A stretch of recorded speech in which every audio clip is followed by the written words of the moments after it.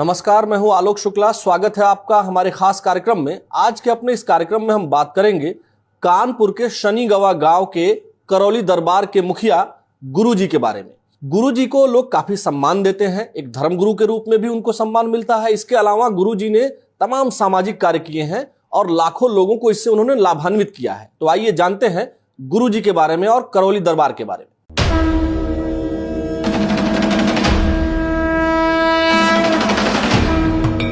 आंखों में उम्मीद के जगमगाते जुगनू हैं, चेहरे पर सुकून है और होठों पर धन्यवाद। ये किसी एक इंसान की नहीं बल्कि उन अनगिनत लोगों की तस्वीर है जो कष्ट के कांटों पर चलकर आज शांति की छाया में सुखी जीवन जी रहे हैं। और उन्हें ये सहारा मिला है कानपुर जिले के करौली धाम में आकर, जहां पीड़ा से छटपटाती मानवता के दुख होते हैं दूर। मिलती है हर संभव सहायता और सुख शांति की संजीवनी।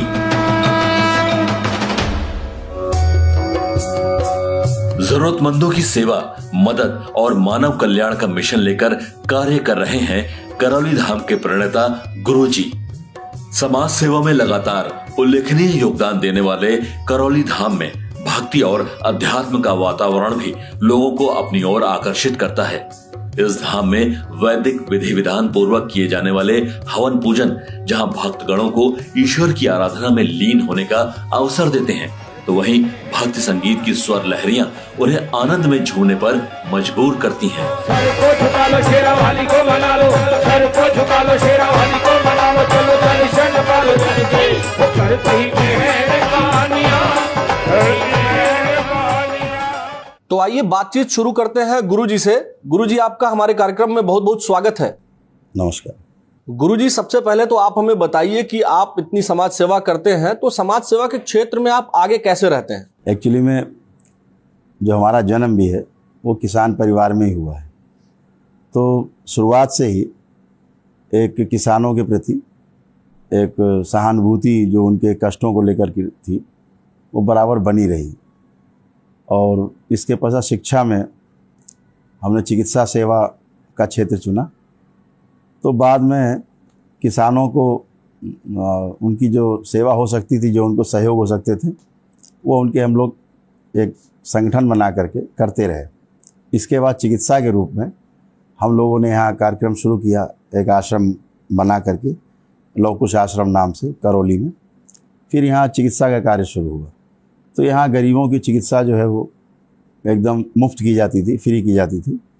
और जो धनी मानी लोग होते थे उनसे कुछ पैसा अर्जित होकर के और वो गरीबों में ही औषधियाँ वितरित हो जाती थी। इस तरह करके कुल मिला के 0 बजट पे हम लोग चिकित्सा सेवा करते रहे। गुरुजी, यह सब कैसे संभव हुआ और कैसे इसकी शुरुआत हुई? किन किन लोगों का आपको सहयोग मिला? सबसे पहले सहयोग जो हमारा घर का मिला, हमारे परिवार का सहयोग सबसे बड़ा सहयोग रहा, जिन्होंने हमें रोका नहीं और प्रोत्साहित किया इस ओर जाने के लिए, क्योंकि हमारी भी रुचि यही थी, हमें संतुष्टि मिलती थी इसमें। और हमारा परिवार ये देख के खुश था कि हम जो कार्य कर रहे हैं बिल्कुल ठीक कर रहे हैं। इसलिए हम जो कुछ भी कमाते थे वो इसी आश्रम में लगा देते थे। फिर हमारे जो कुछ मित्र थे वो हमारे इस आंदोलन में, हमारे इस कार्य में आगे आए और हमें सहयोग किया, मानसिक रूप से भी सहयोग किया और आर्थिक रूप से भी सहयोग करते रहे। तो फिर ये कार्यक्रम धीरे धीरे चलता रहा, जो आज भी अनवरत तेजी से आगे बढ़ रहा है। गुरुजी, आपके यहाँ जो लोग मदद के लिए आते हैं उन्हें आप किस प्रकार की मदद देते हैं और क्या कुछ सुविधाएं देते हैं? हाँ, लोग यहाँ आते हैं तो एक तो रहने की सुविधा है कि फ्री में रहना भी है, कोई उसका शुल्क नहीं, बाहर जो रैन बसेरा बने हुए हैं। और भोजन की व्यवस्था भी होती है, सुबह से भंडारे भी चलते हैं और मिल ही जाता है भोजन 2 वक्त का, तो लोग अपना समय काट लेते हैं। तो यहाँ जो सबसे बड़ी पीड़ा लेकर के जो आदमी आते हैं, वो पीड़ा में सबसे बड़ी पीड़ा मन की पीड़ा है और मन के रोग हैं, मानसिक रोग सबसे ज़्यादा हैं। तो सबको एक साथ बैठ के काउंसलिंग कराते हैं, उनसे चर्चा करते हैं और उनको इस स्तर पर लाते हैं कि आप बीमार नहीं हो। पहली बार उनको इस बात का पक्का जब विश्वास हो जाता है कि हम बीमार नहीं हैं, तो उनके शरीर के रोग अपने आप कम होने, कष्ट कम होने शुरू हो जाते हैं। गुरुजी, हमने सुना है कि आपके यहाँ काफ़ी दूर से लोग आते हैं, तो कहाँ से आपके यहाँ लोग आते हैं और आपके बारे में कैसे लोग जान पाते हैं? यहाँ तो माउथ टू माउथ जो एक दूसरे के बारे में जानकारियाँ हैं वही है। जो ठीक होता है वो काउंसलिंग करता है अपने आप कि हम ऐसे ठीक हुए, और आपको कोई प्रॉब्लम ऐसी ही है मिलती जुलती, तो आप भी वहाँ ठीक हो सकते हो। तो पूरे प्रदेश से आते हैं और दुनिया से भी लोग आते हैं, पूरे विदेश से भी लोग आते हैं।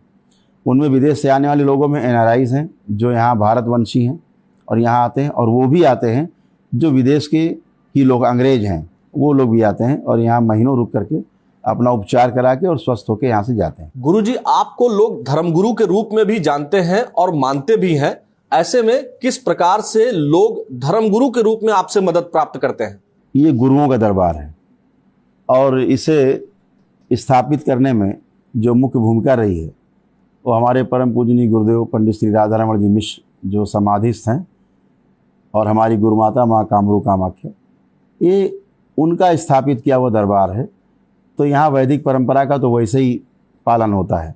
फिर यहाँ साधना की कुछ विधि बताई जाती हैं, लोग यहाँ दीक्षा लेते हैं और दीक्षा लेकर के और साधना की जो विधि बताई जाती है उनके अनुसार अपने को ढालने की कोशिश करते हैं। गुरुजी, आपके ऊपर लोगों का विश्वास बढ़ रहा है, यह कैसे बढ़ रहा है और कैसे आपके पास लोग पहुंचते जा रहे हैं? देखिए, एक तो यहाँ ये होता है कि कोई भी यहाँ जो चिकित्सा उपचार हो रहा है, जो वैदिक उपचार हो रहा है, जो कुछ भी होता है ओपन मंच पर होता है, हजारों आदमियों के सामने होता है और वो स्वस्थ होते हैं सामने और हमेशा स्वस्थ रहते हैं।